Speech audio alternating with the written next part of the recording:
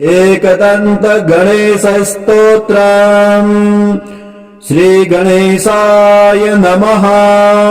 मुदासुरम् सुशान्तम् वै दृष्ट्वा विष्णुमुखासुराः भृग्वादयश्च मुनयः एकदन्तम् समाययुः।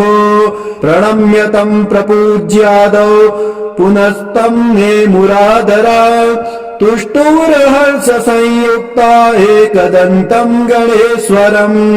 देवर्ष ऊचुः सदात्मरूपम् सकलादिभूत मयायिनम् सोऽहमचिन्त्य बोधम्। अनादिमध्यान्तविहीनमेकम् तमेकदन्तम् शरणम् व्रजामः। अनन्तचिद्रूपमयम् गणेशम् ह्यभेदभेदादिविहीनमाद्यम्। हृदि प्रकाशस्य धरम् स्वधिस्थम् तमेकदन्तम् शरणम् व्रजामः। विश्वादिभूतम् हृदि योगिनाम् वै प्रत्यक्षरूपेण बिभान्तमेकम्। सदा निरालम्ब समाधिगम्यम् तमेकदन्तम् शरणम् व्रजामः। स्वबिम्बभावेन विलासयुक्तम् बिन्दुस्वरूपम् रचिता स्वमाया। तस्याम् सवीर्यम् प्रददाति यो वै तमेकदन्तम् शरणम् व्रजामः।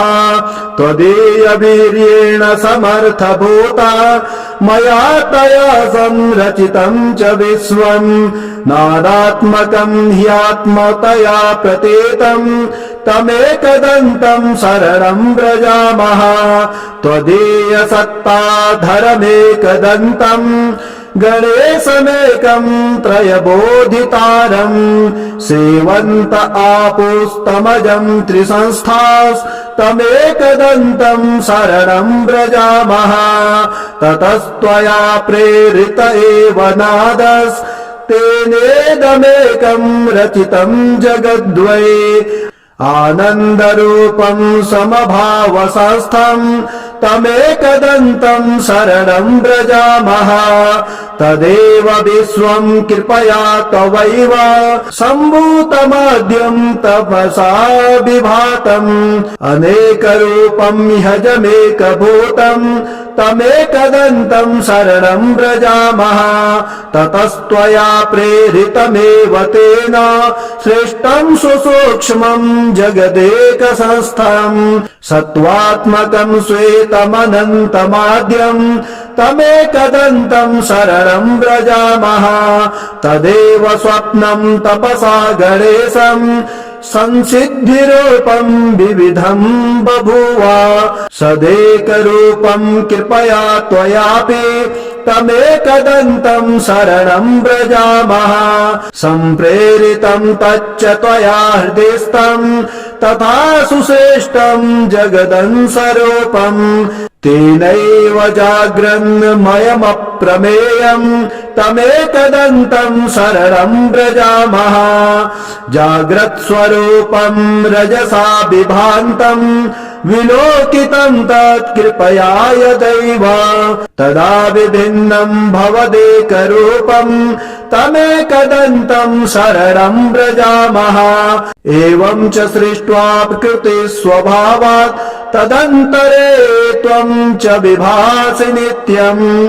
बुद्धिप्रदाता गणनाथ एकस्तमेकदन्तम् शरणम् व्रजामः। त्वदाज्ञया भान्ति ग्रहाश्च सर्वे नक्षत्ररूपाणि विभान्ति के वै।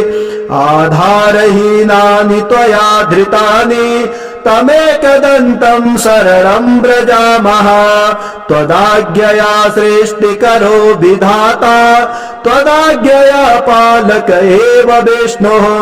त्वदाज्ञया संहरको हरोऽपि तमेकदन्तम् शरणम् व्रजामः। यदाज्ञया भूर्जलमद्य संस्था यदाज्ञया प्रवहन्ति नद्यः सीमां सदा रक्षति वै समुद्रस्तमेकदन्तम् शरणम् व्रजामः यदाज्ञया देवगणो विदिस्तो ददाति वै कर्मफलानि नित्यम् यदाज्ञया शैलगणो चलो वै तमेकदन्तम् शरणम् व्रजामः यदाज्ञया शेष इलाधरो वै यदाज्ञया मोहप्रदश्च कामः यदाज्ञया कालधरोर्यमा च तमेकदन्तम् शरणम् व्रजामः यदाज्ञया वाति विभाति वायुर्यदाज्ञयाग्निर्जठरादिसंस्थः यदाज्ञया वै सचराचरम् च तमेकदन्तम् शरणम् व्रजामः सर्वान्तरे संस्थितमेकगूढम् यदाज्ञया सर्वमिदम् विभाति अनन्तरूपम् हृदि बोधकम् वै तमेकदन्तम् शरणम् व्रजामः यम् योगिनो योगबलेन साध्यम् कुर्वन्ति तम् कः स्तुवनेन स्तौति अतः प्रणामेन सुसिद्धिदोस्तु तमेकदन्तम् शरणम् व्रजामः एवं स्तुवाम् च प्रह्लाद देवाः समनुयश्च वै तूष्णीम् भावम् प्रपद्यैव नन्दतुर्हर्षसंयुताः शतानुवाच प्रीतात्मा ह्येकदन्तम् स्तवेन वै जगादतान महाभागम् देवर्षिन् भक्तवत्सलः एकदन्त उवाच प्रसन्नोऽस्मि च स्तोत्रेण सुरासर्षि गणः किल वृणध्वम् वरदोऽहमुवो दास्यामि मनसेप्सिताम् भवत्कृतम् मदीयम् वै स्तोत्रम् प्रीतिप्रदम् मम भविष्यन्ति न सन्देहः सर्वसिद्धिप्रदायकम् यम् यमिच्छन्ति तम् तम् वै दास्यामि स्तोत्रपाठतः पुत्रपौत्रादिकम् सर्वम् लभते धनधान्यकम् गजस्वादिकमत्यन्तम् राजभोगम् लभे ध्रुवम् भुक्तिम् मुक्तिम् च योगम् वै लभते शान्तिदायकम् मारणोच्चाटनादीनि राज्यबन्धादिकम् च यत् पठताम् शृण्वताम् नृणाम् भवेच्च बन्धहीनता एकविंशतिवारम् च श्लोकाश्चैवैकविंशते पठते नित्यमेवम् च दीनानि त्वेकविंशते न तस्य दुर्लभम् किञ्चित् त्रिषु लोकेषु वै भवेत् असाध्यम् साधयेत् मर्त्यः सर्वत्र विजयी भवेत् नित्यम् यः पठते स्तोत्रम् ब्रह्मभूतः स वै नरः तस्य दर्शनतः सर्वे देवाः पूता भवन्ति वै एवं तस्य च श्रुत्वा प्रहष्टा देवतर्षयः ऊचुः करपुटा सर्वे भक्तियुक्ता गजाननम्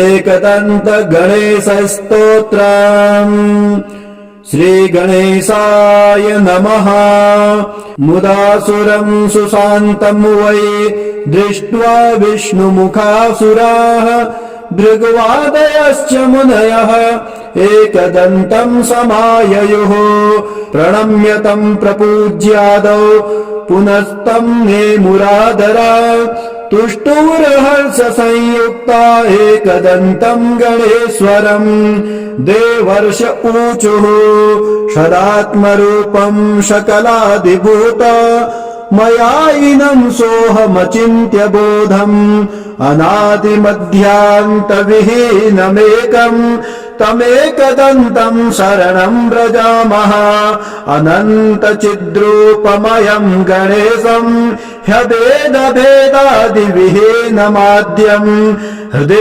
प्रकाशस्य धरम् स्वधिस्थम् तमेकदन्तम् शरणम् व्रजामः विश्वादिभूतम् हृदि योगिनाम् वै प्रत्यक्षरूपेण बिभान्तमेकम् सदा निरालम्ब समाधिगम्यम् तमेकदन्तम् शरणम् व्रजामः स्वबिम्बभावेन विलासयुक्तम् बिन्दुस्वरूपम् रचिता स्वमाया तस्याम् सवीर्यम् प्रददाति यो वै तमेकदन्तम् शरणम् व्रजामः त्वदीयवीर्येण समर्थभूता मया तया संरचितम् च विश्वम् नादात्मकम् ह्यात्मतया प्रतीतम् तमेकदन्तम् शरणम् व्रजामः त्वदीयसत्ताधरमेकदन्तम्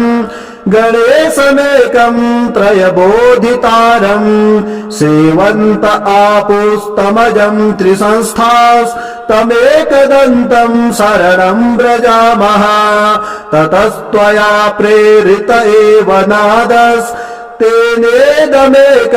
रचितम् जगद्वै आनन्दरूपम् समभावसंस्थम् तमेकदन्तम् शरणम् व्रजामः तदेव विश्वम् कृपया तवैव सम्भूतमाद्यम् तपसा विभातम् अनेकरूपम् ह्यजमेकभूतम् तमेकदन्तम् शरणम् व्रजामः ततस्त्वया प्रेरितमेव तेन सृष्टम् सुसूक्ष्मम् जगदेकसंस्थम् सत्त्वात्मकम् श्वेतमनन्तमाद्यम् तमेकदन्तम् शरणम् व्रजामः तदेव स्वप्नम् तपसा गणेशम् संसिद्धिरूपम् विविधम् बभूव सदेकरूपम् कृपया त्वयापि तमेकदन्तम् शरणम् व्रजामः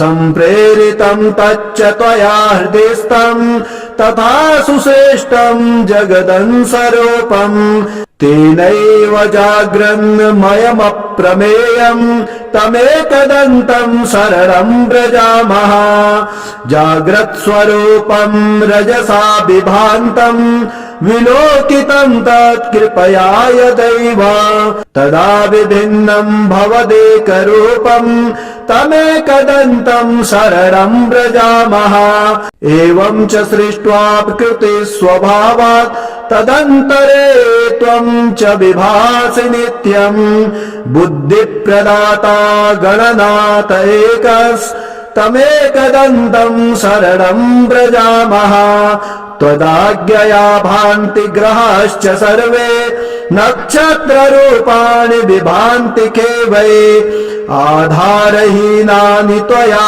धृतानि तमेकदन्तम् शरणम् व्रजामः त्वदाज्ञया सृष्टिकरो विधाता त्वदाज्ञया पालक एव विष्णुः त्वदाज्ञया संहरको हरोऽपि तमेकदन्तम् शरणम् व्रजामः यदाज्ञया भूर्जलमद्य संस्था यदाज्ञया प्रवहन्ति नद्यः सीमाम् सदा रक्षति वै समुद्रस्तमेकदन्तम् शरणम् व्रजामः यदाज्ञया देवगणो विदिस्तो ददाति वै कर्मफलानि नित्यम् यदाज्ञया शैलगणो चलो वै तमेकदन्तम् शरणम् व्रजामः यदाज्ञया शेष इलाधरो वै यदाज्ञया मोहप्रदश्च कामः यदाज्ञया कालधरोर्यमा च तमेकदन्तम् शरणम् व्रजामः यदाज्ञया वाति विभाति वायुर्यदाज्ञयाग्निर्जठरादि संस्थः यदाज्ञया वै सचराचरम् च तमेकदन्तम् शरणम् व्रजामः सर्वान्तरे संस्थितमेकगूढम् यदाज्ञया सर्वमिदम् विभाति अनन्तरूपम् हृदि बोधकम् वै तमेकदन्तम् शरणम् व्रजामः यम् योगिनो योगबलेन साध्यम् कुर्वन्ति तं कः स्तुवनेन स्तौति अतः प्रणामेन सुसिद्धिदोस्तु तमेकदन्तं शरणं व्रजामः एवं स्त्वां च प्रह्लाद देवाः समनुयश्च वै तूष्णीं भावं प्रपद्यैव नन्दतुर्हर्षसंयुताः शतानुवाच प्रीतात्मा ह्येकदन्तं स्तवेन वै जगादतान् महाभागम् देवर्षिन् भक्तवत्सलः एकदन्त उवाच प्रसन्नोऽस्मि च स्तोत्रेण सुरासर्षिगणः किल वृणध्वं वरदोऽहमुवो दास्यामि मनसेप्सिताम् भवत्कृतं मदीयं वै स्तोत्रं प्रीतिप्रदं मम भविष्यन्ति न सन्देहः सर्वसिद्धिप्रदायकम् यं यमिच्छन्ति तं तं वै दास्यामि स्तोत्रपाठतः पुत्रपौत्रादिकं सर्वं लभते धनधान्यकम्